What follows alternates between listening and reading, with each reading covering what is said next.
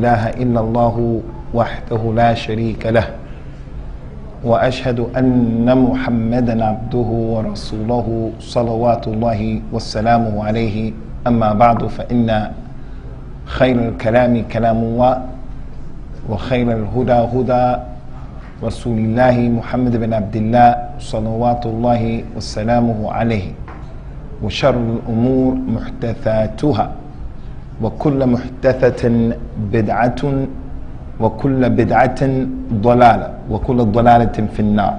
Over the weekend there was a program that many of you have heard about, you're aware of, some of you attended, the Journey of Faith program that we ask Allah Azza wa Jal to put it in the mizan of the hasanat of everyone who participated in and attended in whatever shape, form or fashion.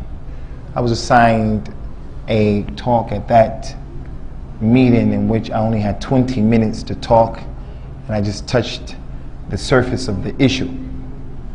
So when I was informed that I will give a class today at this masjid, I thought it would be a good idea to complete what I began at that particular talk, the practical talk of advising the community, advising the Muslims, advising myself and you all about paying attention to how the Prophet sallallahu alaihi wasallam, how he paid attention to the simple and the easy and the doable task that we find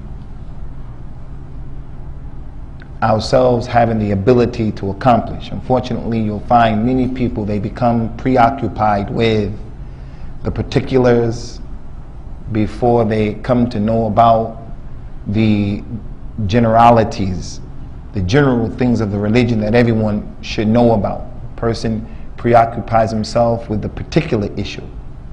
The individual, especially young people, students of knowledge, the person becomes preoccupied and he familiarizes himself with the controversial issues before familiarizing himself with the issues that are accepted and established and agreed upon in the religion. So you'll find him giving a talk in a masjid where the Muslims don't know much about their religion. It may be a cultural masjid, and he wants to give a talk about whether or not the Prophet's mother and the father of the Nabi sallallahu alaihi wasallam, whether or not they're in the nar of Jahannam. And he establishes that they are in the hellfire. And he brings that to the attention of the people in the masjid. And because of their level of understanding or lack of understanding, there's fitna and fawda. And he can't understand why the people didn't embrace what he was trying to say. It's because he began with what was controversial, even if the truth is with him. Those companions, Abdullah ibn Mas'ud, Ali ibn Abi Talib, and the other companions, from the tarbiyah that they received from the Nabi sallallahu alaihi wasallam, they used to tell the people, حدثوا الناس على قدر عقولهم أتريد أن يكذب الله ورسوله. Talk to the people, give dawah to the people, interact with the people, talk to them in accordance to their level of understanding. Do you want the people to reject Allah and His Messenger because you introduced them to something that was just too much for them at that particular time? So today's talk, Ikhwani, is an encouragement for all of us to look at the importance of keeping your religion simple and keeping your life simple and not complicating your life. Not complicating your Islam, the way you worship Allah. Where we come from in the UK, there are the political Islamic groups. I don't want to name them because if I name them, people will get upset. And then everything that I say, they won't listen to me. So I'm not going to name the groups, but there are a number of political groups in the UK. They want the establishment of the Khilafah, and that's all they scream. Khilafah, Khilafah, Khilafah, and that's important. But it's more important that each and every one of us establishes the khilaf in his own house first. You're the Khalifa and the Imam in your own house. So establish the khilaf in your house where you pray and your wife prays and she wears hijab and your children are getting the tarbiyah of al-Islam and so forth and so on. Clean up your own house. If you clean up your house, Allah will clean up this earth for us. So why are we going to talk about this big issue about the Khilafah, which is good, it's from the Deen. But when we look at our condition and our realities as individuals, families, communities, Khilaf is way down the line for right now. In the UK, we have some groups where everything is jihad, jihad, jihad.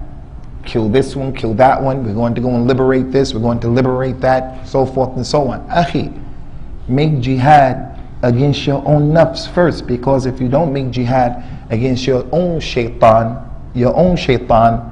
the other jihad is going to be very difficult on you.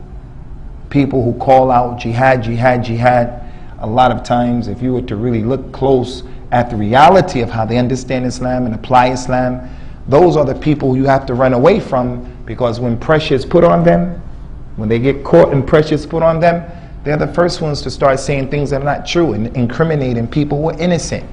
So the Nabi sallallahu alaihi wasallam, he preoccupied the people with that which was reasonable, that which was within their ability to deal with it and to do it.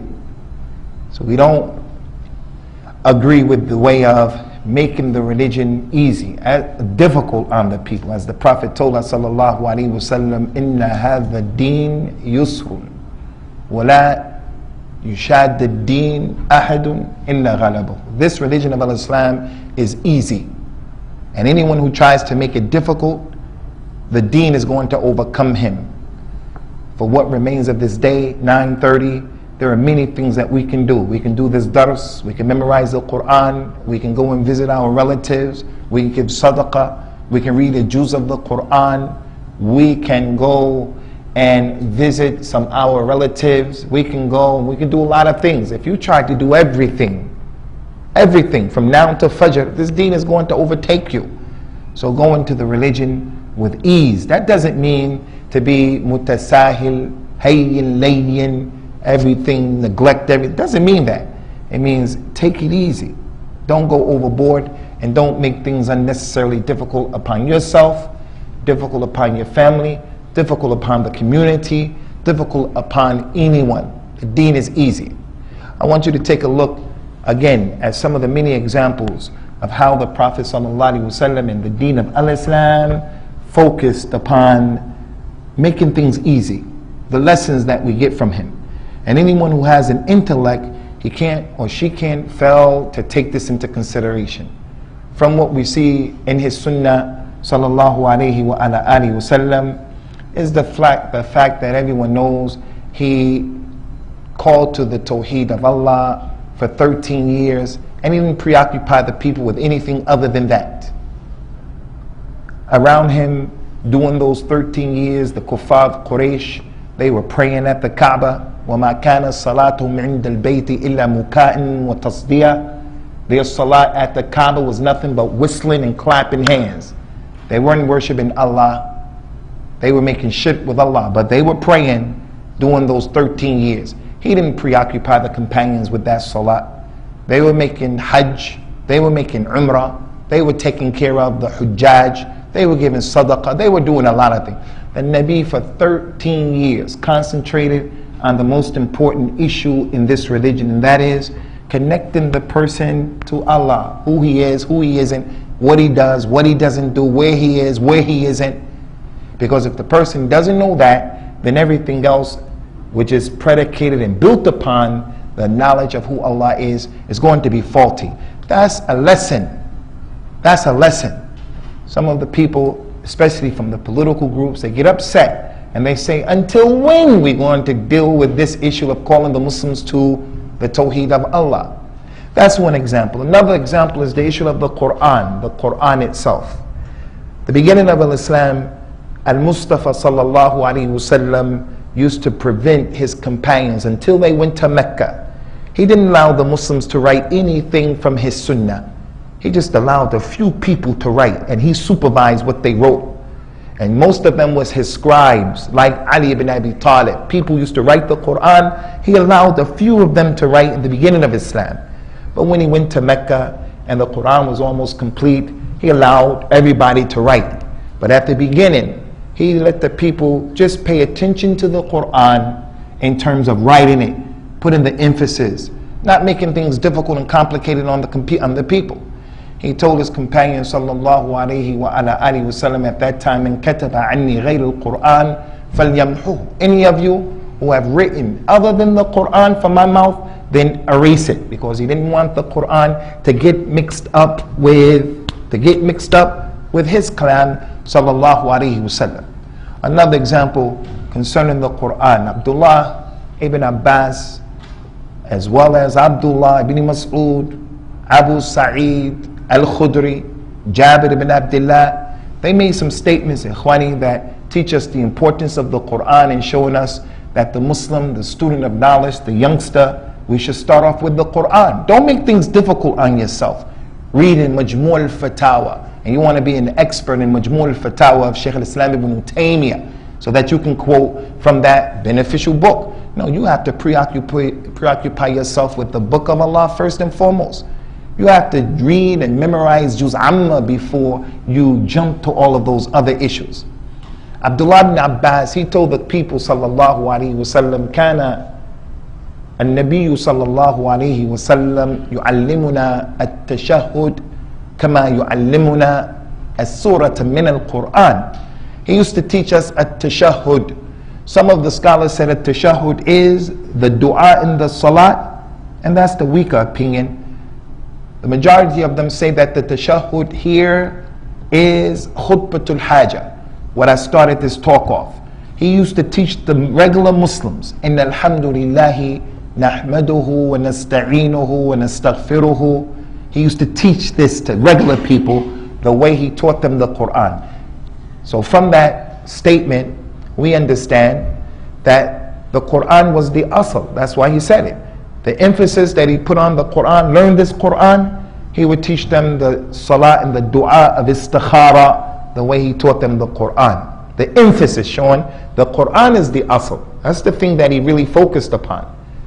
At-tashahhud, khutbat al-haja, the way that he used to teach the people the Quran, the emphasis. The point here is, the emphasis was on the book of Allah. As a revert, I came to al-Islam, and alhamdulillah I found the sunnah, and I came to know that the truth in al-Islam, and the only religion that Allah is going to accept from us yawm al-qiyamah, is the religion that Abu Bakr, Umar, Uthman, Ali, Aisha and Khadija radiallahu anhum, the religion that they practice. Anybody coming and he's doing an ibadah, or he's understanding something that they didn't do, they didn't understand, it's going to be rejected from you. The scholars of Islam call that a Salafiyah. Put the name to the side. The point is the idea. Anyone comes Yawm al-Qiyam, he's raised up, and he cannot show that his religion is the same religion that those companions understood, then he's going to be in trouble. Yawm al-Qiyam, he's going to be in trouble. Yawm al-Qiyamah. In the journey to as-Salafiyah, I found many of the reverts, many of the youngsters, when we see a Salafiyah, we become rough and we become tough, and we become preoccupied with issues that are important, just like those groups that are political. We become preoccupied with issues that are important, but they're issues that we make things difficult on ourselves and people with. I will mention the word al-Jarh wa Ta'deel in this masjid, and most Muslims don't know what that means. How am I, a revert Muslim, going to start talking about that issue and using that issue to deal with the common folk in this masjid? And based upon that science, I love you and I hate you and I want you and I don't like you and I warn against you and I'm not with you. How is that possible? No. Learn the Quran first, Abdullah. Learn how to read the Quran, and those bigger issues are going to take care of themselves. Becoming a scholar or proficient or knowledgeable about Usool-ad-Fiqh is going to take care of itself. So those companions of the Nabi sallallahu alaihi wasallam, they learned from the best murabbi who knew how to teach the people. They said that they would not memorize more than 10 ayahs of the Quran, work by those 10 ayahs, and then move on to the next 10. They didn't try to sit and memorize all of Surah Al-Baqarah in 1 or 2 or 3 days. They focused on what was manageable. A long journey, memorizing this Quran is a long journey. It's a long journey. Like any other journey. You want to go from here to Mecca, that long journey begins with one step. If you don't take that one step, you're not going anywhere. So you have to take the one baby step. in all aspects of your deen. And we find that coming from the Nabi sallallahu alaihi wasallam. Now look at and let us consider this point of how al-Islam, the Quran and the Sunnah, how it focuses upon those things that are simple. The Nabi told the people sallallahu alaihi wa ala alihi wa sallam, "Ma minkum min ahadin illa wa sayukallimuhu rabbuhu yawm al-qiyamati laysa baynahu wa baynahu turjuman fayanzur aymana minhu fala yara illa ma qaddama min amalin wa yanzur ila ash'ama minhu fala yara illa ma qaddama min amalin wa yanzur bayna yadayhi fala yara illa an-nar tilqa wajhihi فَاتَّقُوا النَّارِ وَلَوْ بِشَقِّ تَمْرَةٍ." There's not a single person here, not one of you here, except that we're all going to stand before Allah Yawm al-Qiyamah, barefooted, naked, and uncircumcised. The person will be standing there. He won't have any translator between him and Allah, because Allah is the creator of all languages, the knower of everything big and small. The individual will stand there and he'll look to his right, and all he'll find is what he put forth from his good deeds. He prayed Salat al-Maghrib and he stayed in the masjid. He gave a lesson, he listened to the lesson. He had birrul walidain, he had sabr, he made istighfar, he gave sadaqah, he made tawbah ilallah. He'll find all of those things. And then he'll look to his left and he'll find his bad deeds. And then he'll look in front of him and he'll find the hellfire. The Nabi told the people sallallahu alaihi wasallam, so fear the hellfire even if it's with half of a date. That's the Nabi telling the people, telling all of us. Keep it simple and don't complicate issues. You can save yourself from the hellfire with half of a date. I have a whole date, I break off half and keep half, and I give somebody else the other half of the date. That man is fasting, I give him half of that date, I'm going to get the reward of his fast, so forth and so on. He didn't tell us do something big, do something magnificent, although that's good, and although you'll receive your reward from that. That's a dalil showing the importance of keeping it simple. Do those things that you have the ability to do. Just now, while we were praying, the adhan, the salat, and to the point that I'm sitting here and you're sitting there as well, are many small things that people can do where their ajr with Allah is only He knows the reward. Only He knows. From the time that that adhan was made until right now, where you're sitting, how you're sitting, what you're doing, small things that we can do, itty bitty small things that are practical. Sometimes all they require you is to take one step, two steps, that's all it requires. Instead of sitting over there, you sit over here. Small things, so many examples. But from those nusus that I want to share with you is that the Nabi sallallahu alaihi wasallam came with the companions to a grave. He saw a grave that he didn't recognize before. He said, whose grave is that? And for the people in our ummah, we have people where I come from anyway. I don't know how it is in Toronto, but I think there are masajid like this.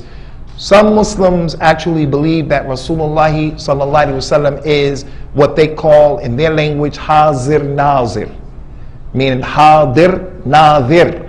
That the Nabi sallallahu alaihi wasallam is omnipresent. He's everywhere all the time. He's with us here. He's in China. When I became a Muslim, there was a chair right here that was green, a chair over there that was white, and I used to ask them, why are those chairs there? They used to tell me, Khidr is sitting on the green chair, Rasulullah is sitting on the white chair. I said, is that only in our masjid? They said, no, that's all over the world. I knew, just from the fitrah, I have to get away from these people. These people will send you astray with that kind of understanding. They believe, some people from our ummah, we want to do the khilafah. That's good. But we're dealing with Muslims who believe the Nabi sallallahu alaihi wasallam has the ilm al-ghayb. He knows everything. So the point here is, anytime we see a hadith where the Prophet asks a question like, Liman hadha al-qabr? Whose grave is that? That's a proof he doesn't know everything. He said, whose grave is that? They told him, Ya Rasulullah, that's so-and-so's grave. Such and such a man, he died. He told the people, sallallahu alaihi wasallam, rak'atan ahabbu ila hadha min baqiyati dunyakum. For this man to be able to come out of that grave and to pray 2 rakat, just 2 rakat, is more beloved to him than what remains of your dunya. Only Allah knows when everyone here is going to die. Some people are going to be successful in doing some big things in the dunya. If we add up everything that we do in terms of how much money we collect, how many children we have, all of the good things that the people in this room do and the people connected to us, there's going to be a lot. That man, to be able to come out of that grave just to do something simple like pray 2 rakat is more beloved to him than what remains of our dunya or other than our dunya. He's not going to want to come back to the dunya to make 25 hajj, 1,000 umrahs, to feed all of the masakeen. Today I saw on Al Jazeera, we ask Allah Ta'ala to help these people. There's a drought in East Africa where people are walking from Ethiopia, Somalia. They're walking. They don't have any food. They don't have any drink. That person doesn't want to come out of the grave to go over to that area to feed all of those muhtajeen and masakeen. All he wants to do is make 2 rakats after knowing the reality of being in that grave. Keeping it simple. So when a person has an opportunity to pray 2 rakats, he didn't die, now he's living. Opportunity to pray 2 rakats. Let him take advantage of it. The point here, ikhwani, these are examples from the nusus of al-Islam that go to show just keep it simple. So he told his companion Abdullah ibn Amr ibn al-As radiyallahu anhu, la tahqiranna shay'an min al-ma'ruf. Do not look at anything as being insignificant if it is ma'ruf. The little brother, I don't know, I don't remember who he was. He brought me the handkerchief, the tissue. That's from the ma'ruf. Only Allah knows what that ma'ruf would do for that individual. Never be one of those people who he's shy of doing something simple. The 3 people, they listened to the Nabi sallallahu alaihi wasallam. 3. One of them, aqbala ala Allah, fa aqbala Allahu alayhi. He came and he found an empty space without hitting people. He came and he found the space right there and he came to Allah. Allah came to him in a way that befits His Majesty. The second man is istahya fastahya Allahu minhu. He was shy. He didn't want people to see that he had hirs and a desire to come. He was shy. So he stayed back there. Allah was shy from him. And then the third individual, he turned away. He was like, I ain't got no time for that. And he just rolled and bounced. So Allah Azza wa Jal turned away from him. The point is, don't be a person who is shy to do something. He told the Muslim woman, when you cook for your family, increase the water in the maraq. Increase the water and send to your neighbor some soup in a bone. Now we're living at a time when the people, when they get the soup in the bone, they say, oh, they get the soup in the bone. That's what the Prophet said, La tahqiranna shay'an min ma'ruf. Don't look at anything that is ma'ruf as being small and insignificant. The one who received it, the one who was done to, the one who did it, or the one who was done for. Because everything is important. Especially in light of the fact, ikhwani, Yawm al-Qiyamah, like that man in that grave, Yawm al-Qiyamah, most of the people are going to have al-hasra from what passed them by. They're going to be sad as a result of what they didn't do. They're going to be sorry for what they did do from the bad deeds.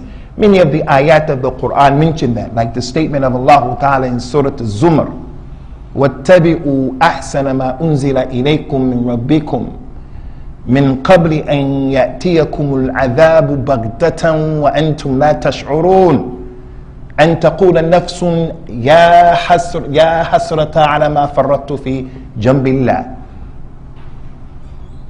You people follow the best of what was revealed to you from your Lord.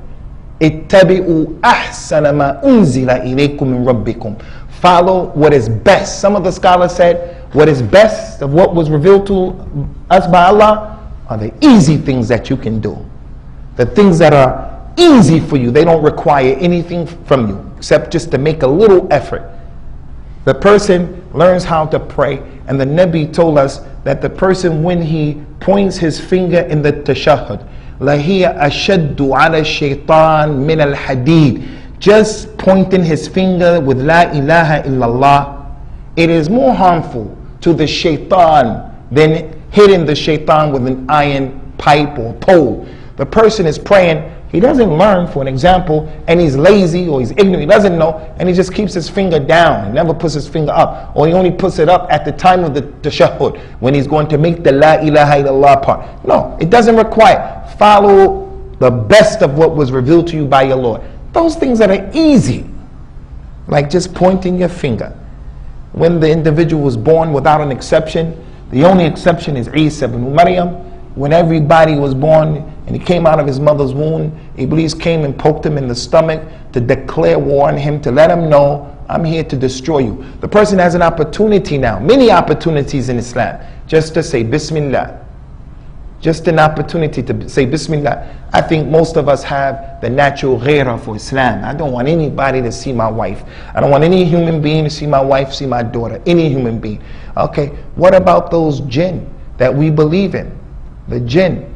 Simple issue. The Nabi told the people, simple. He said, sallallahu alayhi wa sallam, sitru ma bayna a'yun al-jan وعورة بني آدم إذا خلع أحدهم ثوبه أن يقول بسم الله. If a man or a woman takes their clothes off to go to bed, to go to the bathroom, akramakum Allah, take a shower, if a person takes his clothes off, the hijab or the veil between him and the jinn is for one of them just to say Bismillah. If he says Bismillah, the jinn can't see his aura. The jinn can't see his aura. If we really had iman in the jinn, and they're here, they're around, believers and disbelievers. I don't want human being seeing my wife's aura, especially my women folk. So why don't we educate ourselves about that simple, easy issue? Just saying Bismillah when you eat, when you have relations, and other than that. Follow the best of what was sent down to you from your Lord before the punishment comes to you unexpectedly, meaning death. And then you say, oh, woe is me for what I fell short of in terms of the rights of Allah. Verily, I was from those people who were the losers. So the point here, Ikhwani, that there are a lot of benefits of doing the small deeds. And that's what we want to talk about here today. Some of the fawaid of doing the small, simple deeds, the benefits, and there are many. I was only able to mention 2 on that day, and then the lecture was over. They had a clock there, and before I even got to these 2, I had 2 minutes. So I want to give you some practical advice. What are some of the benefits in the religion of doing the small deeds, the easy things? You didn't memorize the Quran. But there are some simple, easy things that we can add on to what we already mentioned. Saying Bismillah before you eat, Bismillah before you go into your house, and all of that big stuff that happens as a result of that small deen. There are many things. Number 1 from the fawaid of the small things is that the small things, ikhwani, the small deeds that we do in Islam that have been legislated, they will equal sometimes the big things.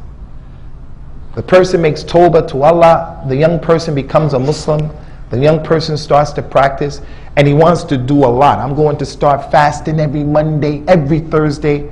I'm going to pray Qiyamul Layl. I'm going to travel, and I'm going to go to Mauritania in order to get knowledge of Mauritania, because that's where knowledge is. Since I've been in Toronto, I must have heard from 10 young brothers, I want to go to Mauritania. I say, yes, you can go to Mauritania and you can get knowledge. They really memorize, especially on the Maliki madhab. They are really mujtahidun over there. But if you go there and you get malaria for 8 or 9 months of the year, what's the benefit of that? What's the benefit of that? Take it easy, slow down, slow your roll and pump your brakes, and do what you have the ability to do. The small deed that you do, it can equal the big deeds. Just to give you a few examples of that very quickly, inshallah. The Nabi told us, sallallahu alayhi wa ala alihi wa sallam, man fattara as-sa'ima faka'annama falahu mithlu ajrihi falahu mithlu ajrihi.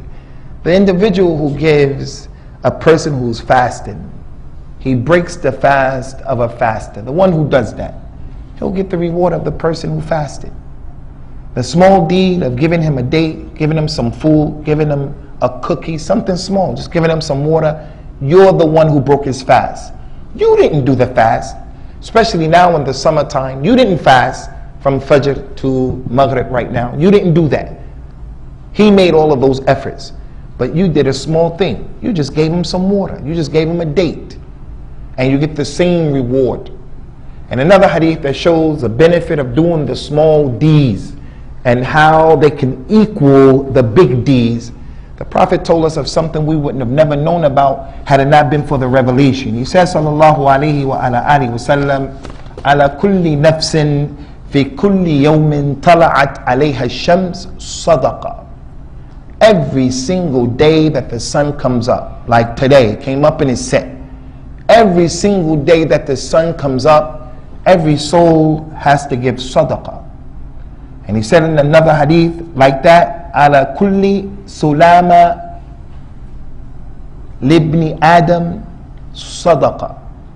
Every single joint that Ibn Adam has, he has to give a sadaqah for every single joint. In this pinky finger, there are a number of joints. In his little toe, his knees, his ankles, his neck, in his jaw, there are joints. Every single joint. The Nabi said that there were 360 joints in the body. How did he know that? And if the kuffar came and they said, I'm a professional and I'm an MD, I say that there's more than 360 and the Nabi is lied. Your prophet is lied. As Muslims, we're going to say, no, you're the liar. You're the liar.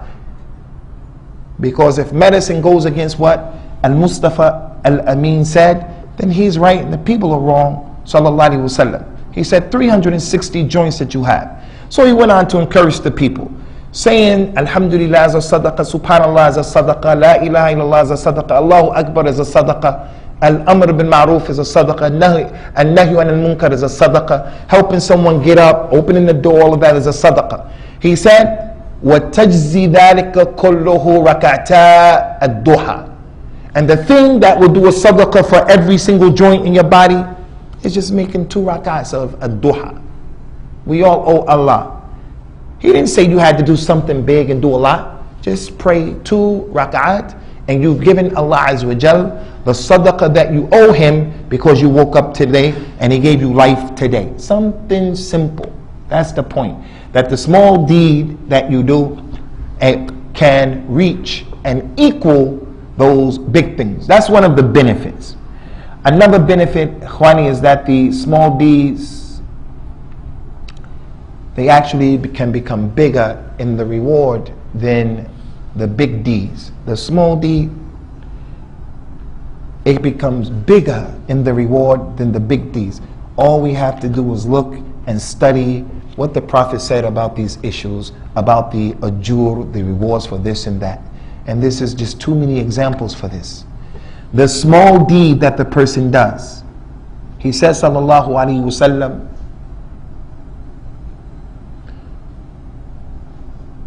sabaqa dirhamun mi'ata alf dirham. Rajul lahu dirhaman فأخذ أحدهما فتصدق به ورجل له مال كثير فأخذ من عرضه 100,000 فتصدق بها.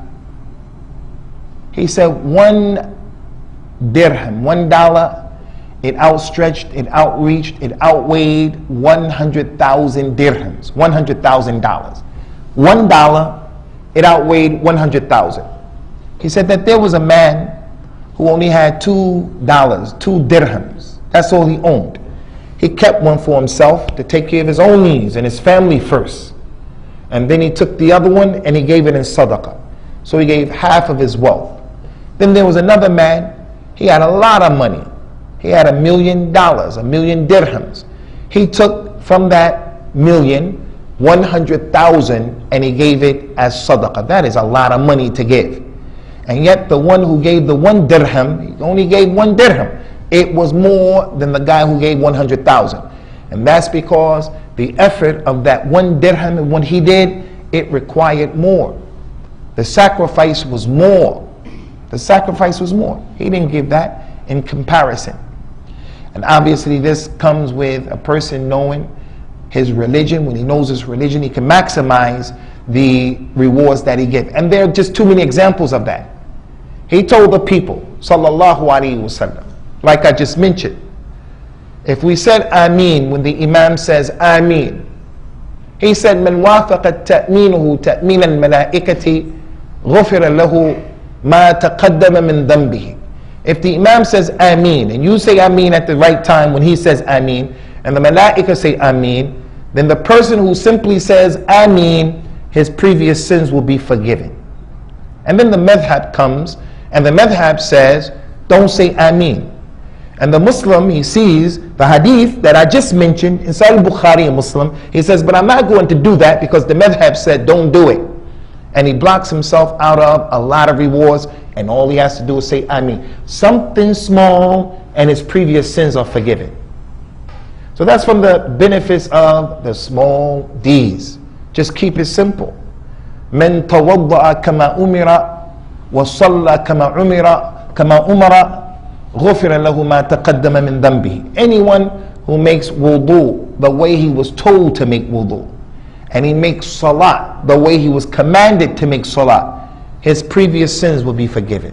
All he has to do is make wudu, save the water, touch everything properly, and don't go overboard in the number. Don't do 4, don't do 1 for this, 2 for that, 3 for this. Don't do 4, don't go overboard, don't waste the water, go in the tartib. If he does that, he'll be forgiven his previous sins. And there's just too many examples to enumerate. The one who prays on the day of Laylatul Qadr is better than 1,000 months, 83 years, just because he took the time out to make dua, Laylatul Qadr. That small thing, Allah Azza wa Jalla rewarded it far beyond what the person did, far beyond. So the point here, ikhwani, is in our religion, whoever connects the row, Allah will connect him.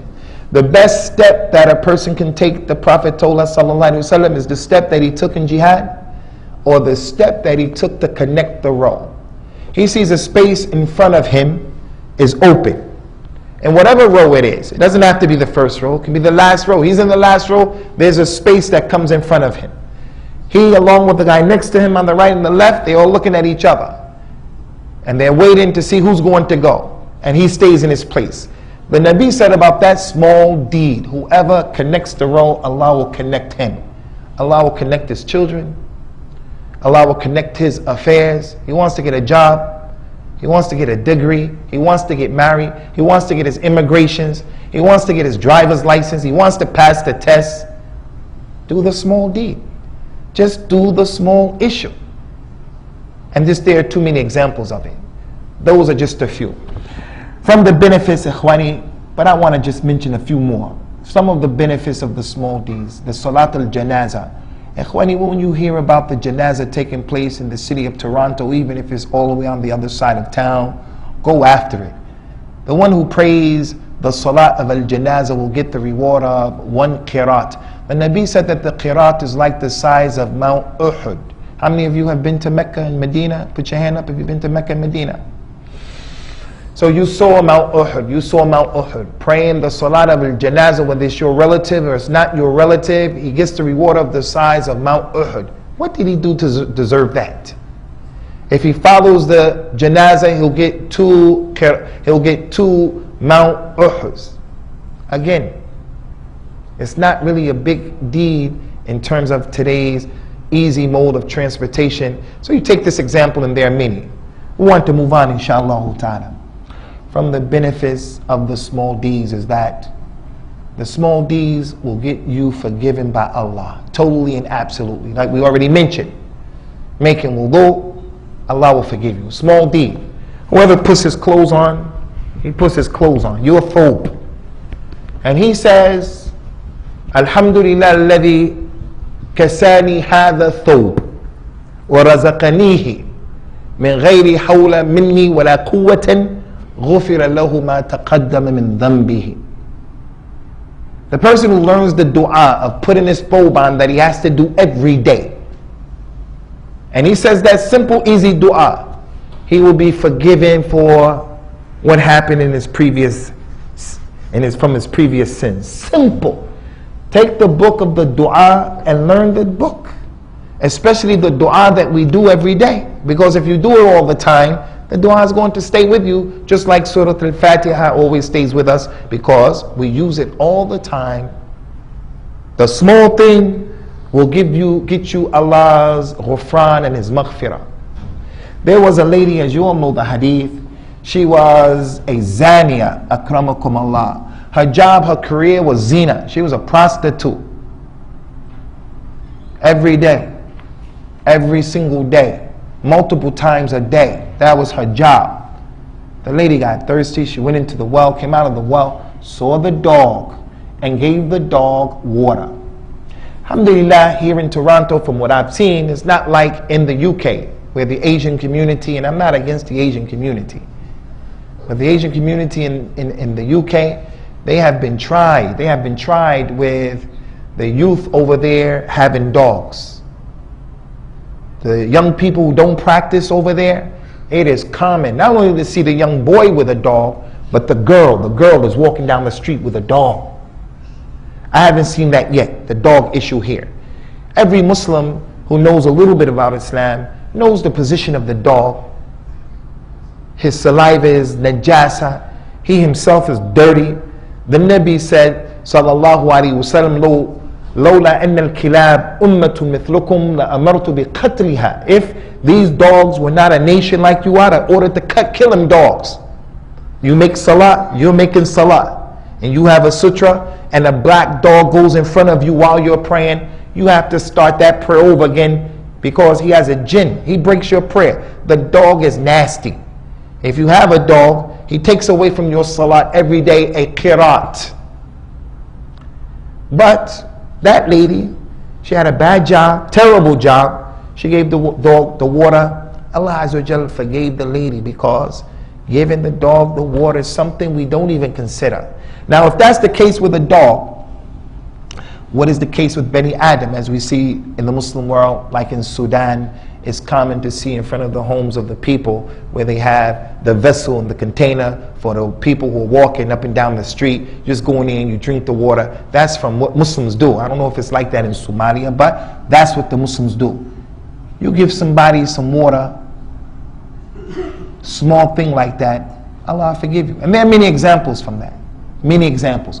Don't look at anything that is small as being insignificant. The man, as he says, sallallahu alayhi wa sallam, كان الرجل يمشي في الطريق إذ وجد غصن شوكا فأخره فشكر الله له وغفر له. There was a man who was walking in the street. He saw a piece of stick in the street.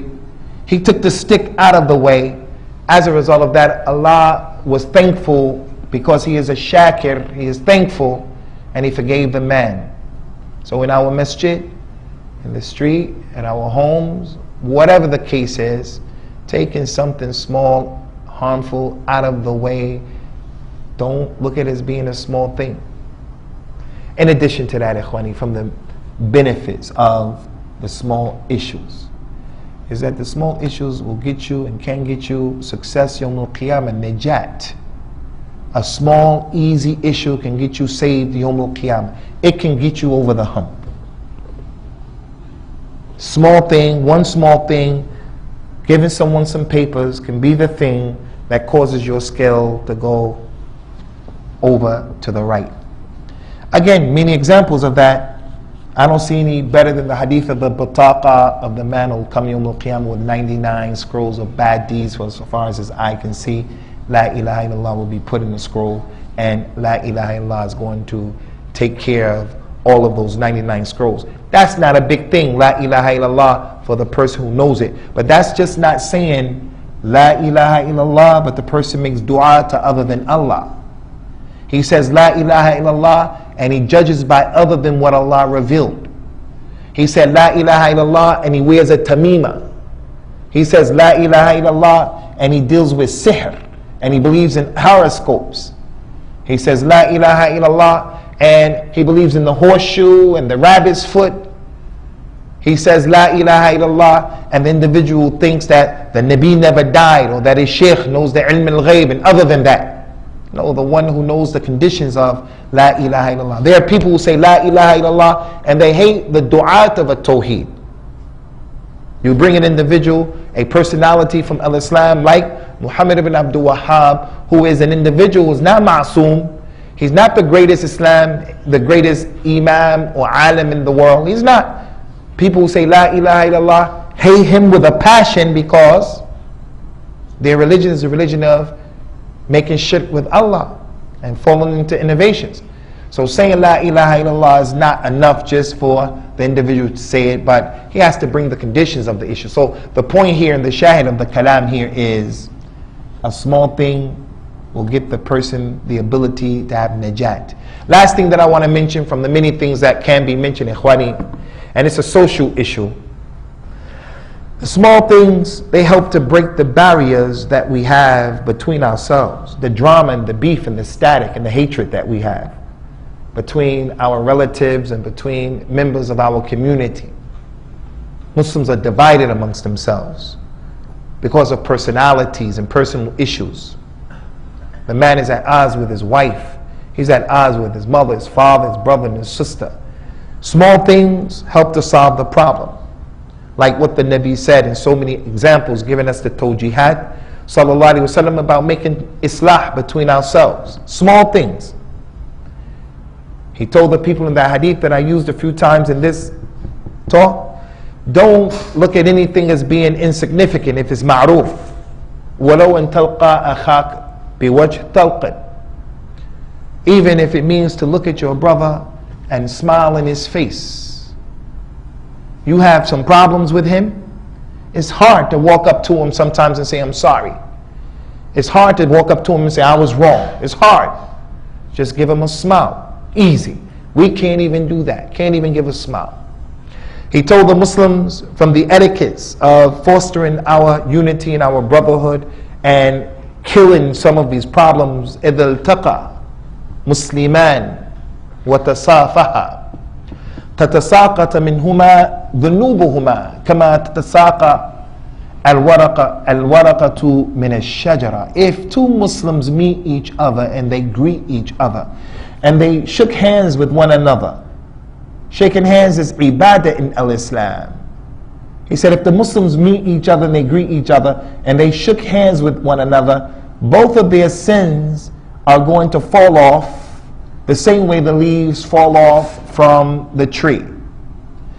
Because of the kibr, because of the being anid, stubborn, we won't smile and we won't touch her. He said that the best woman, the best wife, is the one who her husband did the wrong thing. The husband made the problem. But she comes at nighttime, she puts her hand in his hand, and she says, I can't go to sleep until you're happy with me. Because in al-Islam, when you touch people, it has an effect. It has an impact. I used to be extremely uncomfortable when I went to al-Medina and I started mixing with the Arabs, and the Arab men would want to hold my hand. I used to be like, I don't play that stuff. It took about a year of being there to realize that they didn't mean anything by it. It's just part of the culture. It took a year because I'm coming from the Western way of thinking. The young brothers that I'm responsible for, on Sunday I give them a class and then they go and play soccer, they go and play basketball, they go and drive the car. I have to talk to them 45 minutes to an hour. We talk about different things, the importance of sidq, the evil of kadhib, the importance of birrul walidain, the importance of education. We deal with different issues. Sometimes I pick the boys out. Come here, boy. The boy comes and I want to give him love in front of the people, especially the ones who I know have some serious problems. I want to hug the boy. When I hug the boy, to give him love, the little boy is like this. And that's because he's been taught his father doesn't hug him. His father doesn't touch him. His father's from the old school. And the old school is, don't connect to your boy. Don't touch your boy. Touching in Islam has its benefits. So the small deed of just taking the person's hand is ibadah. And that's why those companions say, Ya Rasulullah, when one of us meets our brother, should we make ruku' to him? The people of Yemen, they came. He said, don't make ruku'. You see me dressed in these kind of clothes because I go to Africa, especially West Africa. So when I'm over there, I go on TV in a lot of those places. Because the knowledge of Islam, the Sunnah, is so da'if in many of those places, we try to use every weapon to open up the hearts of our brothers over there. So if you dress like them, they'll be more inclined to listen to you, inshallah. And I connect myself to that place. That's where I'm from. You ask me where I'm from? I'm not going to say America. I'm going to say I'm from Africa. What part of Africa? West Africa. They robbed us. They stole my grandfather. My great-great-grandfather stole them, went to America. We don't know where we at, but we're from West Africa. People appreciate that. They appreciate these clothes. So in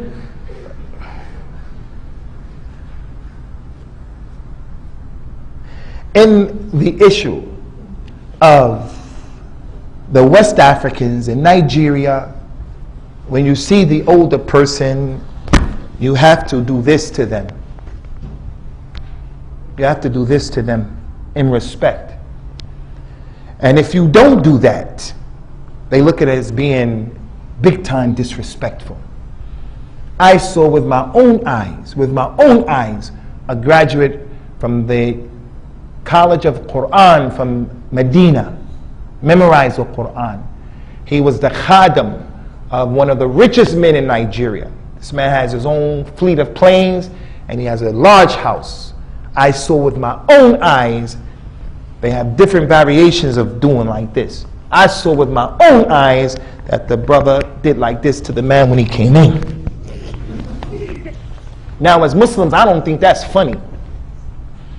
I think the Muslims should say, Astaghfirullah, Allahu Akbar.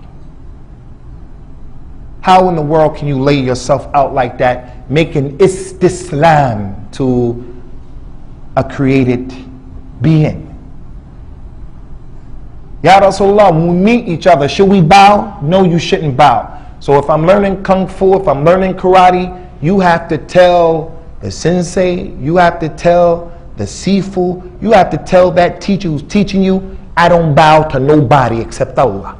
That's my religion. I ain't bowing to you. And similar to it is when we go to court and they say, all rise, and then you have to rise up for the judge. Now you have a right. I don't know Canada, but in America you don't have to get up. In America, I don't know Canada. But I would do tuqya in this case and tell them when I go in, I have a problem, my knees hurt, my back hurt, I have a problem, so I can't get up. That's the tuqya, that's your Jews. That tuqya is your Jews. That tuqya is your Jews.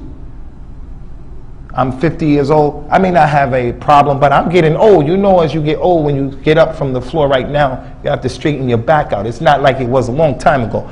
So, hey, I have a back problem because the Nabi didn't like people bowing to people, nor do you like people standing up for people. And if you said to a munafiq that he is a sayyid, you have helped to demolish the deen, your honor. Now don't get me wrong, ikhwani, don't get me wrong. You have to go to court. I'm not telling you to do things to get yourself in trouble.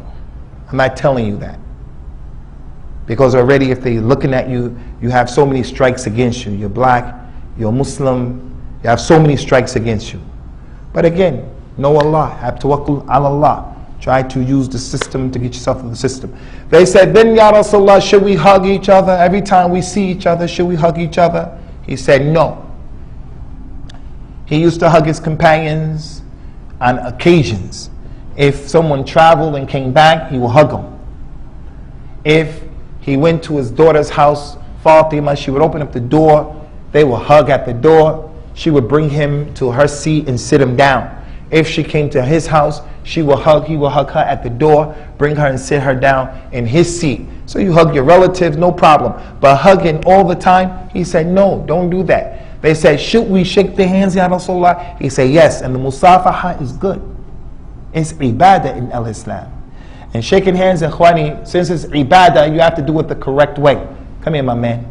You have those people want to shake your hands. I don't know how we got on this point, but I think it's important. Small knowledge. Some people shake your hand and they want to break your hand. And you wear a ring. And they used to teach us this in America. The strong handshake is a sign of a strong mind. That's khurafat. Your mind got nothing to do with the strength. It's not connected. Have rahmah on the brother. Then we have the opposite, where the person shakes their hand like that. And you think he's racist. He doesn't want to touch me. Because there's a certain group of people who do that. And they have racism. You took your hand like that. So the Nabi, when he used to shake hands, he would hold the person's hand and he wouldn't let that person's hand go until that person let his hand go. But again, fiqh of these issues. Don't hold my hand and keep holding my hand and keep holding my hand and waiting for me. We keep holding out. No, you have to let it go. Let my hand go. So the point here, ikhwani, touching people, the small things. This is the point. The small things that we do. They help to break the shackle that we have between ourselves. Doing something small like sending a text message to say I'm sorry to the person, or smiling at the person, or shaking the person's hand and not avoiding the person. So what we wanted to express to you here today is just to keep your deen simple and don't go overboard in the deen of Allah Azza wa Jal, because Allah Azza wa Jal was ever forgiving and He made things easy for us. But we make the things difficult for ourselves. And Allah, He is A'la and A'lam.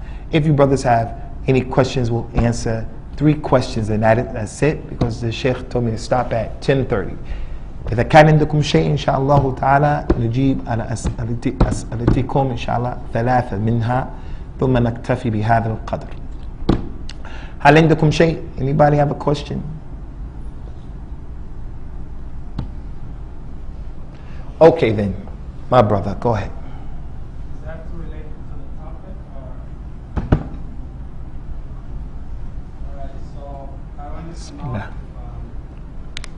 after 10 o'clock when the sun really goes down and start, you have to wait to pray Isha at its exact time?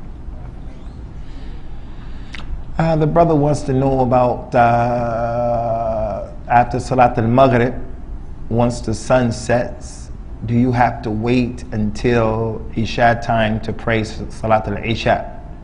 Generally speaking, yes, that is the case. And that's due to the command of Allah, the statement of Allah Ta'ala, Inna as-salat kana al-mu'mineen kitabun mawquta.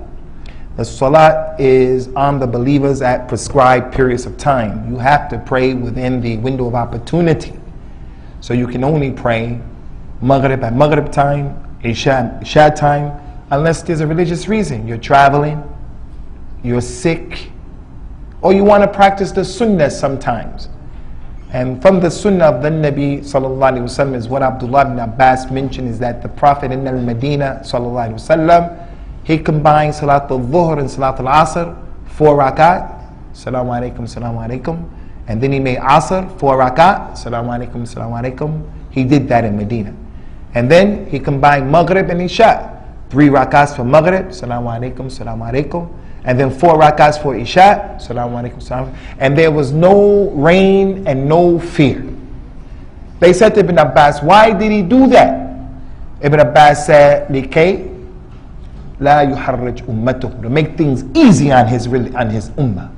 So if a person is really tired, he can combine Dhuhr and Asr and then go to sleep in his house. He combines Dhuhr and Asr and goes to sleep. He combines Maghrib and Isha at Maghrib time and go to sleep. Or continue to do what he's doing, but he just relaxed. He's not going to make it because he did it sometimes. And we should do that sunnah in the masjid as well, but it shouldn't be done all the time. So generally speaking, yes, you have to wait till Isha. Where we come from in the UK, we don't have any twilight. So Maghrib time, once the sun goes down, it looks like Maghrib time all the way up until Fajr. So some of the masjids there, they combine Maghrib and Isha every single day throughout the summer. We don't do that in our masjid because we're not comfortable with being responsible to stand before Allah with that fatwa, although the fatwa has its dalil, it has its point of view, and its point of view is mustasab. It's mustasab. So if a person has a reason to combine, sometimes he can do it. He's sick, the doctor has an operation, it's going to be 6-7 hours, he combines. The student is going to have an exam, he can combine. You're going to travel and you're going to be in a plane, you don't want to go in a plane, it's dhuhr time right now, and you're going to travel at dhuhr time, you combine in your house, dhuhr and asr, and then go to the airport. It's up to you. Wallahu a'lam.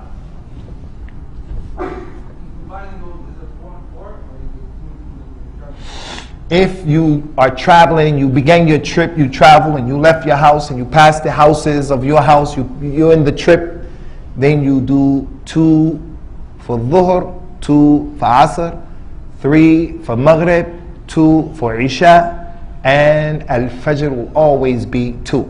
But if you're muqim in your house, you're in your house, you're really tired, you came back from a trip and you didn't pray maghrib on that trip, and now it's isha, whatever, you get back, you have to pray 4 if you get back. Although you were travel, now you got back from Ontario, right now you come here, or you got back from Montreal and you arrived in Toronto. Now you arrived in Montreal before maghrib, for an example, you do dhuhr and asr 4 because you're in your place of residence. Last question. Alaikum salam. Do you have to stand up for the national anthem? These are the type of questions, ikhwani, that we're faced with, coming to know about their reality and dealing with them.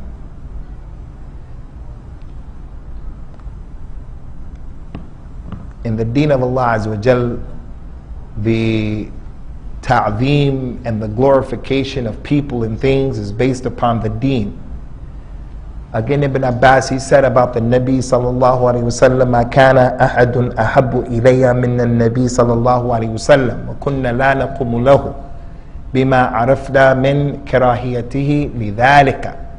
There was nobody who we loved more than the Nabi, and if he came, we wouldn't stand up for him because we knew that he hated that. So the stranger would come to Medina wanting to know about Islam. When he comes into the masjid, he would go and he would say, "Where is Muhammad?" And then the people would say, "You see that man over there lying down? There he is." But he didn't stick out. They didn't make a big chair for him to sit, except for Jummah, because everyone has to see him. But with the people, he used to be so humble. So when he came in, they wouldn't stand up for him, sallallahu alaihi wasallam. Man ahabba an-nasa an yatamathala lahu qiyaman falyatabawwa maq'adahu min an-nar. And anyone who expects and loves and wants people to stand up for him, let him prepare his place in the hellfire, because you have a sense of kibr. So the Nabi, he didn't want, the companions didn't stand up for him. So we shouldn't stand up for people. But if you find yourself in a situation, not standing up is going to create a lot of problems.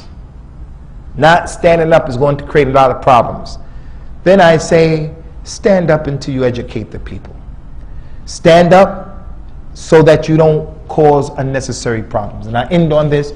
There was a basketball player in America. His brother's name was Mahmoud Abdul Rauf. Used to be a really good foul shooter. He wouldn't stand up for the national anthem. That's a big thing with those people.